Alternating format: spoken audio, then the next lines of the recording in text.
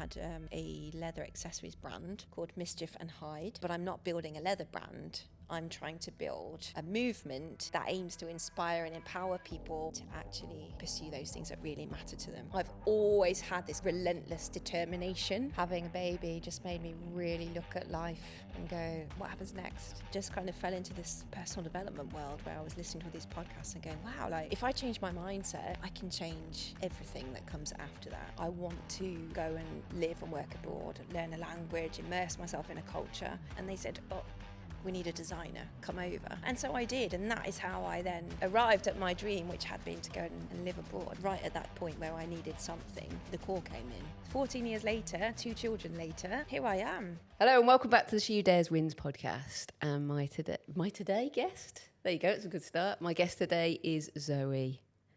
Zoe, welcome to the podcast. Thanks for having me. You're welcome. Okay, you don't escape the usual question. She Who Dares Wins. Tell me how you have dared and won. You know what? I've been giving this question a lot of thought. There's a lot of really obvious answers, like daring to do sort of like brave things. I've jumped out of a plane. I've done a bungee jump. I've even moved countries and started a new life in Italy. But I think where I feel like I've really won is actually just daring to go after the things that really matter to me. It's very easy to say, everybody's got their goals and their dreams and that whole notion, I think, of like following your dreams. Some people just roll their eyes at it. But when I want something, I will go and get it. And I suppose that is where I feel like I've won and I'm still winning, because I see something I want and no matter how long it takes, I will not let go of it. I go for it. Have you always been like that? Yeah, I think I have. I haven't always had the confidence that I have now to do that, but I've always had this kind of like relentless determination. Sometimes it can be annoying in the sense that I've got this idea and it sort of bubbles away, and people are like, are you gonna move on it? Are you gonna do something? I'm like, I will, yes, I'm getting there. Me starting my own podcast was a bit like that. I really wanted it. But, I would also fly the flag for those people who live a lot in their own heads and their imaginations and then make things happen really slowly. There's so much emphasis on taking action on those ideas, and that's true, but I think slowly is also a good option. Slowly catches the worm. I would say that I'm kind of opposite in that, very impulsive, and I have a lot of respect for anyone that is, because I feel like the trajectory can be a lot more steady. It can also be really frustrating, because you're like, oh my God, I just want to be one of these people who can take the action, do the thing. Why am I still sat here overthinking, like, or talking myself out of it and then talking myself back into it, whatever. But I mean, when I was driving up here in the car, I was thinking about it and I was like, actually, there's a lot of that in my life where it's just the slow and steady. And sometimes it doesn't get enough credit. So let me fly the flag for those people who feel, a bit like me sometimes, oh God, why am I not taking the action? You will. When it really, really matters to you, when something really does kind of grab you and be like, I need to pursue that thing. It doesn't matter whether you're taking immediate, massive action.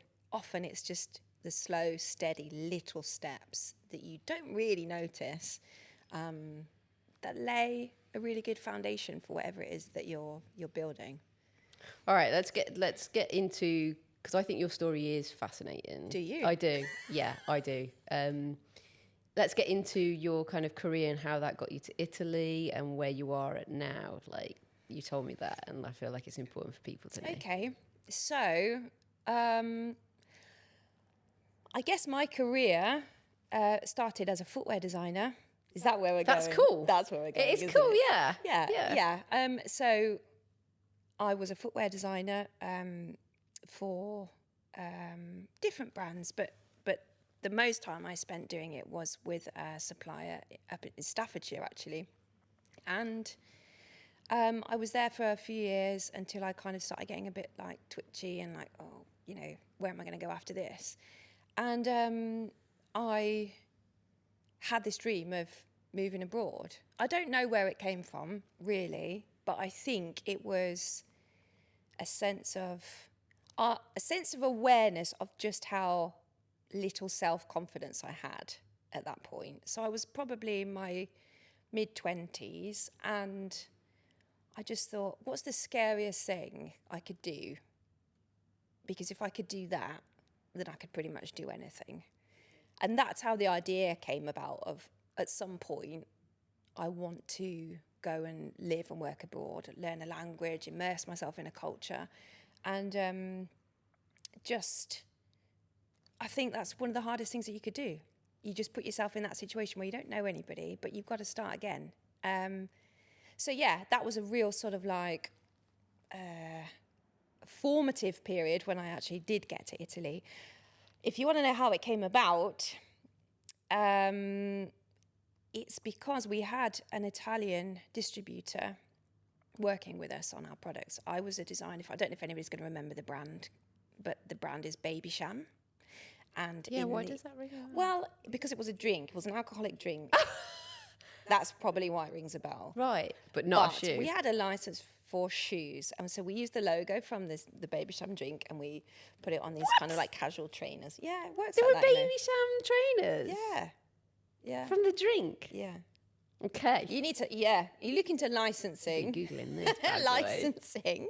You can license all kinds of different things. So we had a license specifically to use the Baby Sham name on shoes, and then we had our own brand as well. It was called Nanny State. It was a little bit unconventional and a bit quirky, and I was literally given free rein to design these shoes, which was, you know, as a young designer, is an absolute dream. You find yourself handed a range and been like, just design it.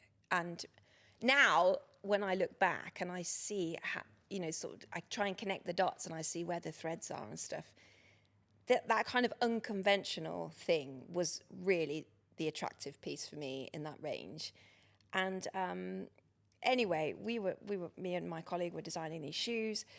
And my boss was like, we're getting all these distributors, we're going to try and go global with these brands. And on board came this Italian distributor. And I thought, wow, you know what? I'd love to go and work in Italy. I wonder what the chances are. So I just, you know, really befriended these distributors, and anytime they were emailing us and stuff, I was really quick to just make myself as completely available to whatever they needed. And we would meet up regularly at all these like trade shows that we were doing and stuff. And I would always joke with them, but it was only like a half joke. Oh, you know, whenever you need a designer, you know where to find me, don't you? And they were like, yeah, it's all right. You know, we've got your name. Plant the seed. And that's it. And, you know, at the time I was like, I feel like I'm being really quite a bit bullshit about this, but in a jokey way. And anyway, it took maybe a couple of years, but it actually happened. And when I first met them, they didn't have any brands of their own. But in that period, they took a license themselves for a big sports brand called Spalding, the basketball brand. And they had the license to make footwear, design it, sell it in Europe. And they said, oh, we need a designer, come over. And so I did. And that is how I then sort of arrived at my dream, which had been to go and live abroad. But if you'd have said to me then, there was a point where I was like, this is going nowhere. This is never going to happen. Who do I think I am even trying to, well, when you need a designer, call me. Do you know what I mean? And somehow it just happened. And I think there's a little bit of manifestation going on there. Like, I'd never heard the term before. But when I look back and I think about the things that I was doing, the people I was talking to, I started taking Italian lessons. You know how in manifestation they talk about taking all the little actions. And I was doing that. I was, in my head, I was like, I'm doing everything that I possibly can to try and make this dream happen without knowing if it's actually if anything's gonna come of any of it. Do you think, just on that's quite interesting, do you think when you had that first job and you were given carte blanche, is that the right thing? Yeah. there's quite a bit of power in that, because if you weren't in a team as a young person, you got a lot of power by the sounds of it. Do you think that helped, that you had that kind of time to do what you wanted, to give you the confidence to almost be like, well, what's the next step? That's an interesting question. I think... Do you think if you'd have been part of a team where you were like part of the team, but you know, you need to do this, Zoe, and there's a process, you know, in those bigger companies where you have to work your way up. Yeah. Do you think that might have not been the, you know, it might have kept you?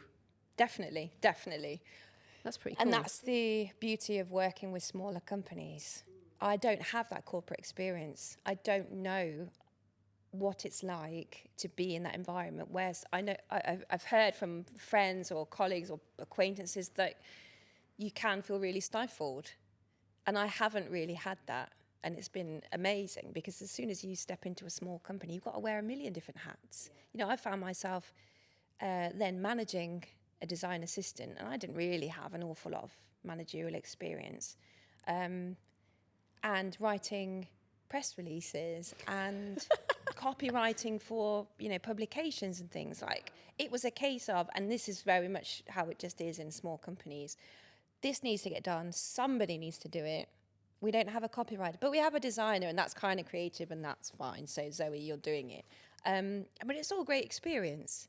And yeah, I think it did build my confidence. But also, being at such a young age as well, you're designing something that's big, and then I guess you got to see your shoes then developed.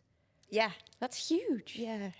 That is it's massive. Really fun, because you go to the factories, you see them in production, you see the samples, you see them being made, and you just, you know, you have that kind of moment of, wow, that was in my head, and now I'm holding this physical shoe.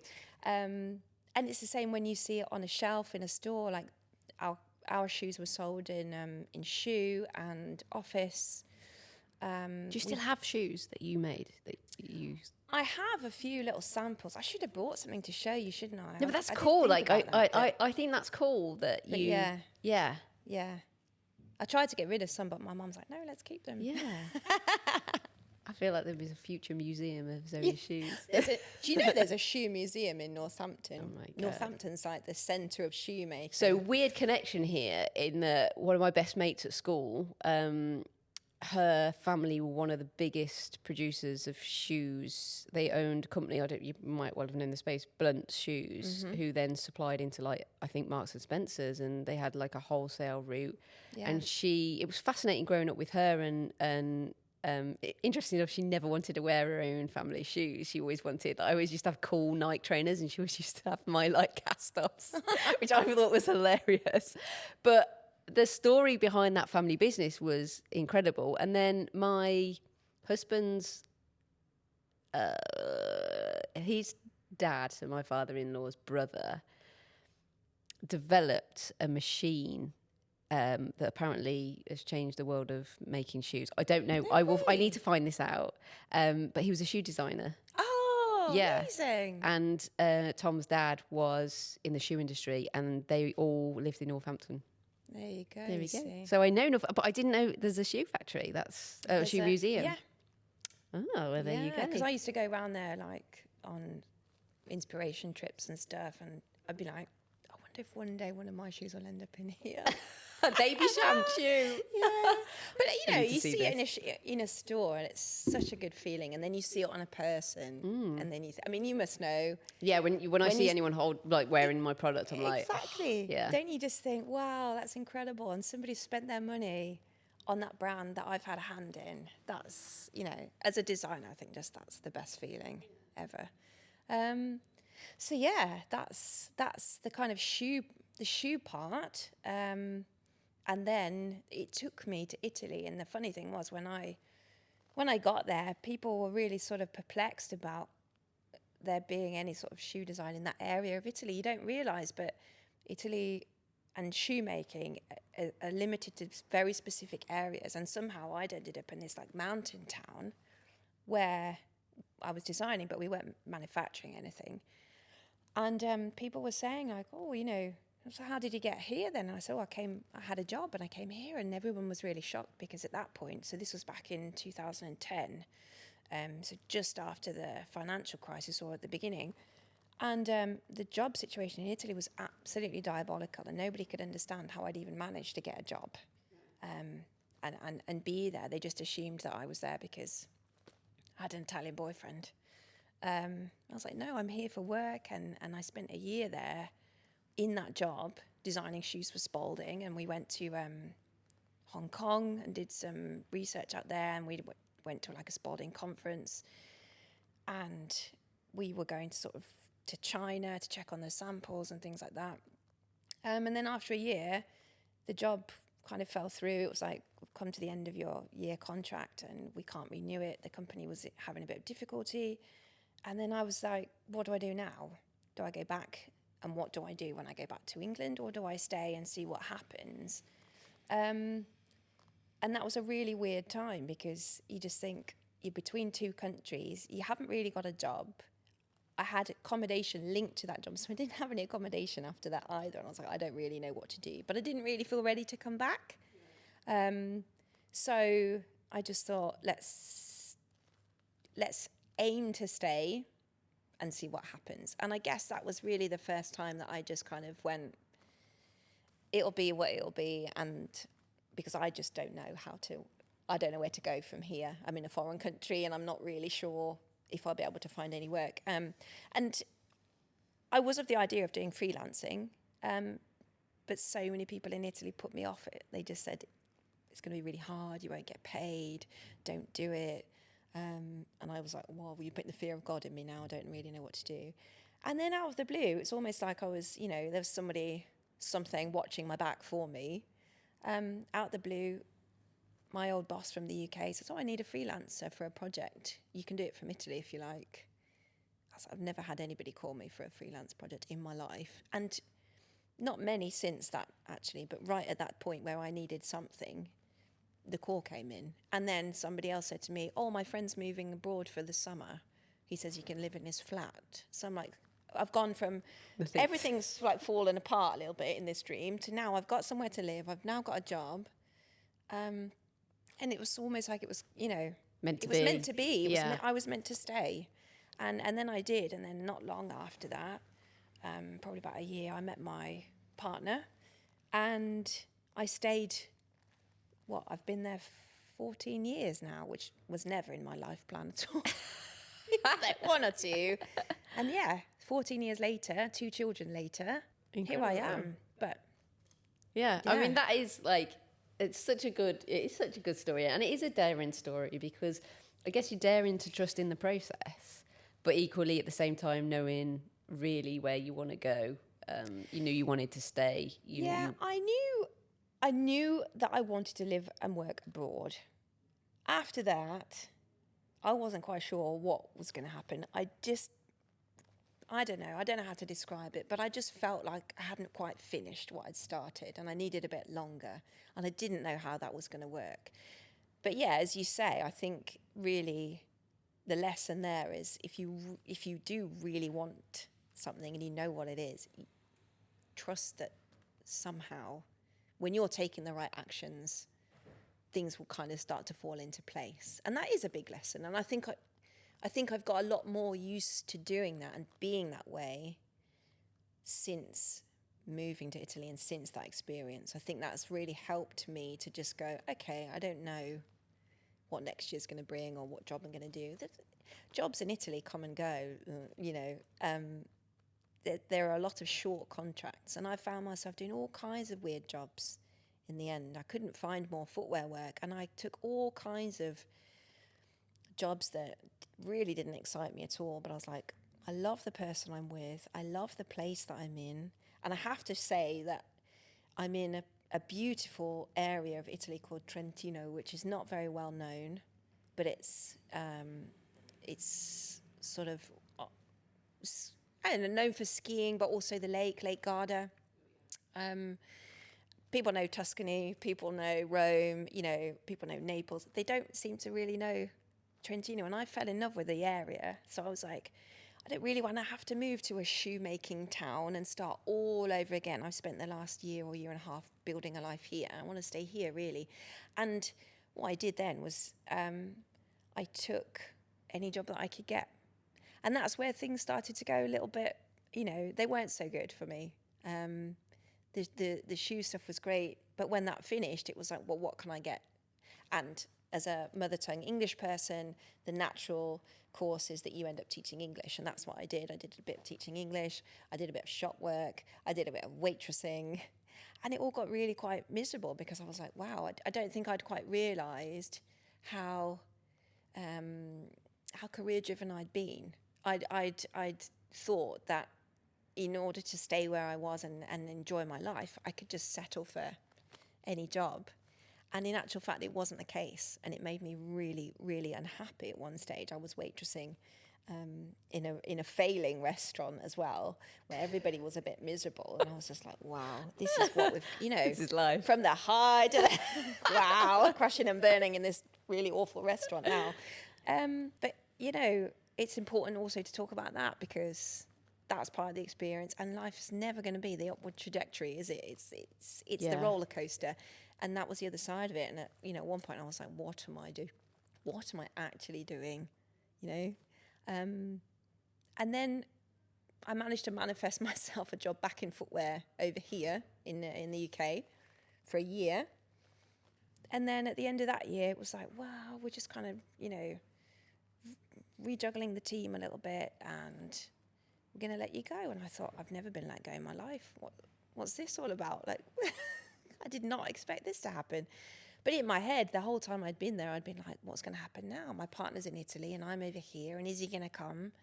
Do I need to go back? And after a year, I was like, the job's coming to an end. So I guess I just go back then.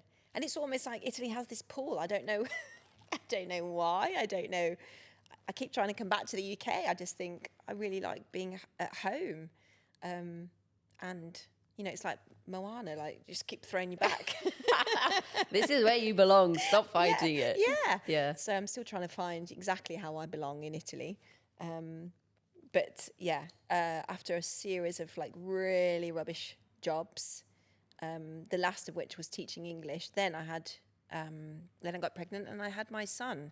And that was another bit of a little moment where I went, right, I think it's time that you address this issue now, because having jobs that don't light you up is just making you really miserable. And I know that so many people go through that. It makes me really sad. I know so many of my friends who are in jobs that they really, really don't like. And we spend so much of our lives and it's in our jobs. But it's not it's also not easy to. I pretty much would have that say to my friends, like, if you don't like your job, like, quit. And as a freelancer, that was so easy for me. I would just move contract. I'd move to a different construction firm if I wasn't gelling with it. But actually, there's so much more to it when there's mortgages, when there's kids. It is hard to get out of it, but it is so important to do for your mental state. Like, if a job is not serving you, go. Actually, a good friend of my dad's who owned a business, he was ruthless in sacking people. And I remember my brother and I had a meeting with him and we were like, oh my God, like, you can't just sack people like that. And he was like, I'm doing them a favor. I was like, they are not fulfilling their purpose here. They don't enjoy their job, which is why they're not good at their job. I am doing them. And I was like, actually, yeah, if you flip it, it is a beautiful thing. Like, that person, he's releasing that person for them to go and find something hopefully better, and hoping they don't jump into another crappy job. But yeah, I would be on same with you. It's like, it's hard seeing people not love the job. Yeah. Well, I mean, that's where I was. And then I think having a baby just made me really look at life and go, what happens next? I go back into a job and I do another like 5 years or something in something I really hate. No, I'm not doing it. So I decided that, my maternity leave and sort of the first few years of my son's life, I was just going to really focus on what is it that you want to do now? Because we've done we've achieved the goal of moving abroad and everything.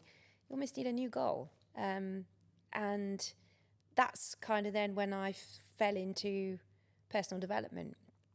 And it wasn't, something that I hadn't really thought about. I didn't really know about the kind of personal development world. But in that period of, God, where am I going with my life? And I've got this little baby and now I don't know what I'm doing, but I know I don't want to teach. And I started listening to podcasts, and I found that podcasts were a really good way for me to absorb information, learn stuff, or escape even sometimes, whilst I was there being a new mum, finding my feet, figuring out what I wanted to do in my life. And I was like, podcasts are brilliant, aren't they? Just, I'm always talking about this, but just the fact that you can be doing something really mundane, like hanging out the washing, but you listen to a podcast and suddenly it's become me time, which as a new mum, as you don't get a lot of, do you? Yeah. So I was like, right, take that, go and hang the washing out, listen to a podcast, learn something, and feel like I'm actually growing. And I think the biggest thing for me in that period was I'd gone from all these crap jobs to then being a stay-at-home mum, purely because I couldn't find a job that would fit around having a baby, not because I especially chose to be a stay-at-home mum. And it's that sense of stagnating. That's how I felt, like I was stagnating. And again, it's like, well, you don't necessarily realise how career-driven or how ambitious you actually are until you don't have those things. And then you're like, wow, didn't quite realise that. That does actually matter to me quite a lot. It isn't actually enough for me to have the person I love and have the place I love. I need the thing. And I felt like I needed to kind of fulfill this triangle, right? If you imagine a triangle where you've got like the people on one corner, the place in another corner, and the purpose on another.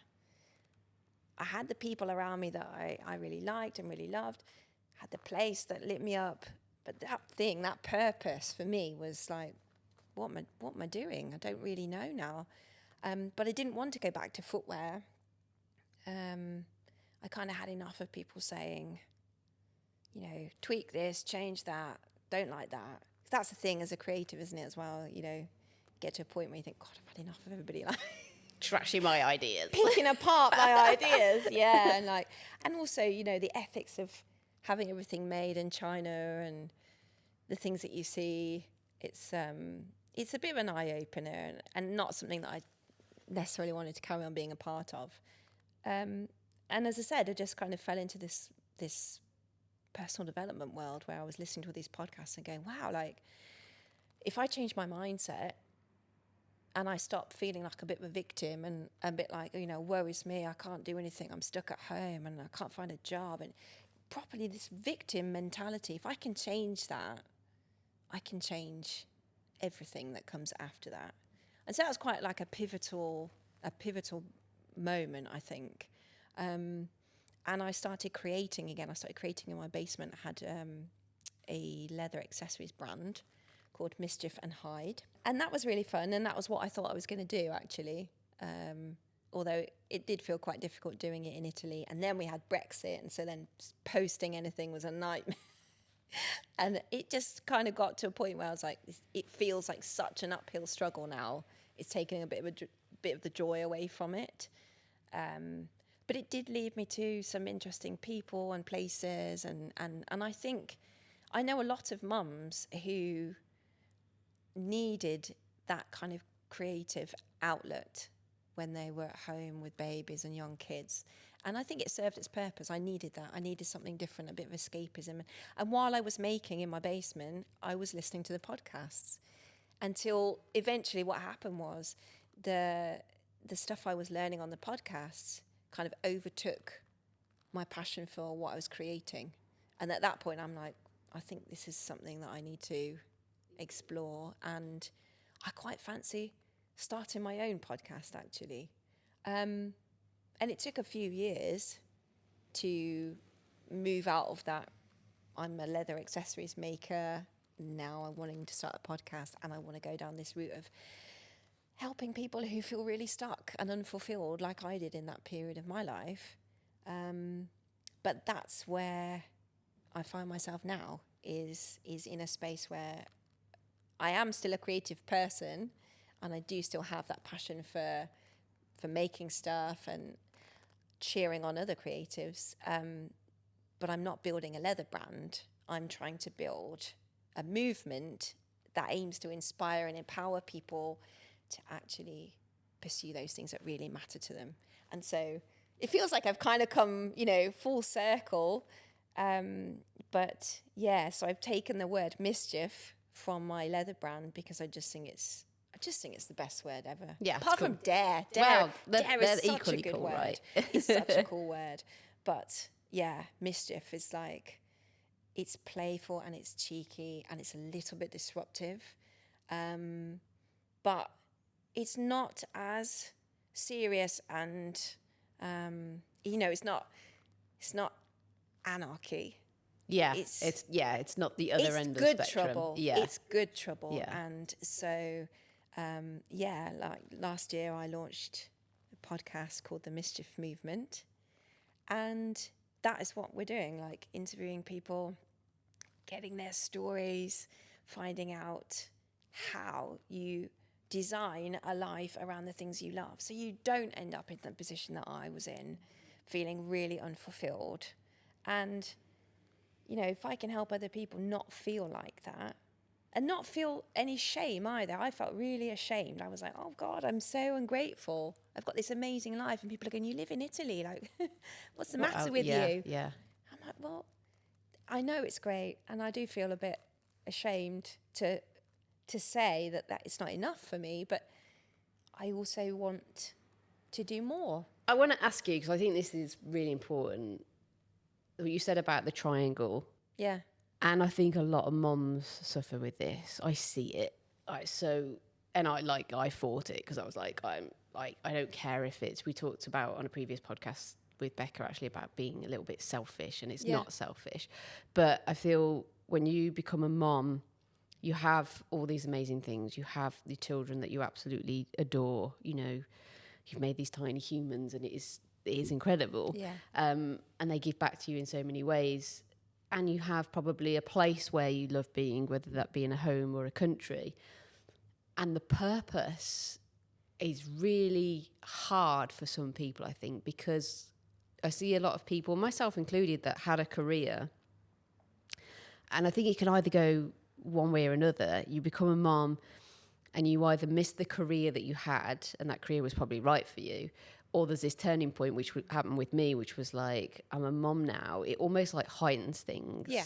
And you think, actually, what served me before didn't serve me. But equally, I don't know what serves me now. Yeah. And I'm now stuck. Yeah. Not stuck, it sounds wrong, but I've now got kids that I want my life to work around, but I've also not set myself up for what it is that happens next. And I think it's a real fucking tricky bit to be in life, because not only are you unsure what your purpose is or where you want to go if you don't have a career that you've loved on that trajectory and things have changed, but your life's been flipped upside down because you are now relied heavily on by, for my example, 2 humans, same with you. And I think so many women struggle during this period, and we don't talk about it enough. I don't think we feel like it's okay to say, I've got these amazing things in my life, but I'm not okay because I don't know who the fuck I am anymore. Yeah. And where am I going? And almost ashamed. Like I felt like my whole identity was lost because I was leaving behind construction. Like I still now, like I built 17 years of a career and had a YouTube channel and all this stuff. And I'm like, I'm shutting the door on it. And I feel like, who the hell are you to shut a door on an incredible career with an incredible salary, a business you built, to now just do something you have no knowledge about? But for whom is it incredible? Yeah, it served me then. It doesn't serve me now. Yeah. And I think, do you think it's motherhood that changes us? Or do you think it's just, you've got so much going on in your life that it makes the vision clearer? I think it's definitely a catalyst. Yeah. It really is. I think, as you said, it does heighten things, doesn't it? Because it brings things to your attention that perhaps you've just been ignoring and not wanting to hear, or you hadn't had the time to even consider. You're so busy on your day-to-day, on your job.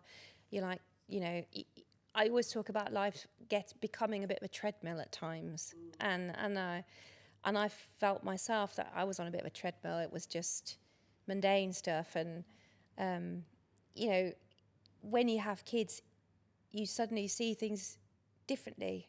You are trying to design a life that is fitting around and also making your children a central part.